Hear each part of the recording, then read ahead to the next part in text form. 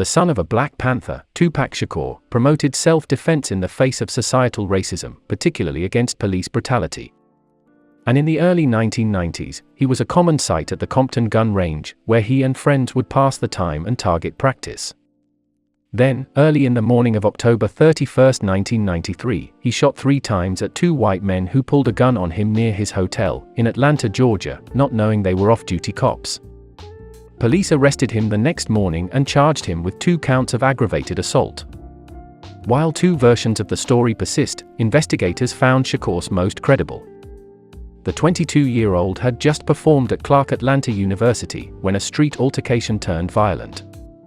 Spotting 2 drunk men harass a black motorist, Shakur intervened to help and shot in self-defense when one of the off-duty officers brandished his gun. The incident came a mere month before Shakur was ambushed and shot 5 times at Quad Studios in New York. From then on, he would switch permanently into the thug life rebel who trusted nobody and lived a life of paranoia. Tragically, his morbid fears were eventually proven right when he was mysteriously murdered in Las Vegas in 1996. Tupac Shakur was born Lazan Parish Crooks on June 16, 1971, in New York City.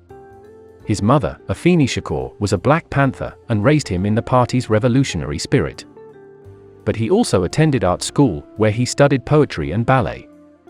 And while his mother had been a forceful activist, Shakur used music as his call to action. By the time of Shakur's violent police confrontation in 1993, he had already found music success.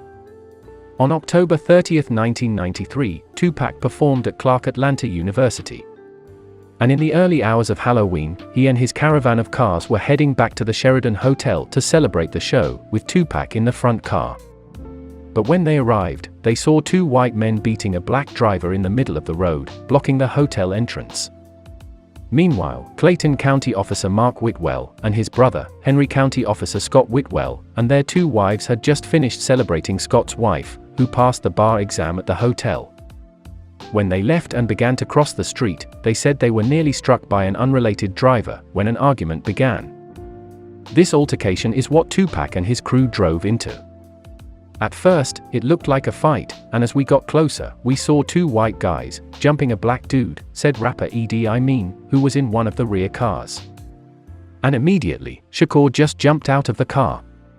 When Tupac jumped out, everyone in the caravan followed. And then, according to Atlanta Police Department Captain Herb Carson, one of the officers pointed a gun toward the group. Later, during the hearing, Mark admitted that it was him. Dressed in plain clothes, the Whitwell brothers were not immediately recognizable as police officers.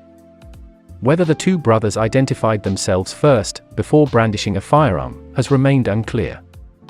But what happened next isn't. The Whitwells were visibly intoxicated, and Shakur responded to the drawn gun by pulling out his own. Then, Mark Whitwell smashed Shakur's car window with the back of his pistol, and Shakur fired 3 shots from his 9mm Glock. 2 of the bullets hit the Whitwells. Mark was shot in the abdomen and his brother, in the buttocks. Police arrested Shakur a few hours later at his hotel and charged him with 2 counts of aggravated assault. Treated for their wounds, the Whitwells were released from Grady Hospital the following morning, when Shakur pleaded not guilty and was released on a $55,000 bond. The fact that the 2 officers were intoxicated at the time of the shooting was uncovered at a hearing on December 1, 1993, which aimed to determine whether or not the case would see a grand jury. Investigators had also discovered that both officers had been carrying guns stolen from a Henry County Police evidence locker, which Scott Whitwell admitted to. Most notably, the brothers had lied about who was the aggressor, which the prosecution discovered after a preponderance of evidence showed that Shakur had stopped as a good Samaritan and fired his gun in self-defense, dropping the charges against him. Mark Whitwell was charged with providing false statements to investigators and firing at Shakur's car, likely coming from conflicting accounts of the window breaking. The district attorney later dropped the charges against him as well, and Mark Whitwell resigned 6 months later. Ultimately, the incident would go on to have a longer lifespan than that.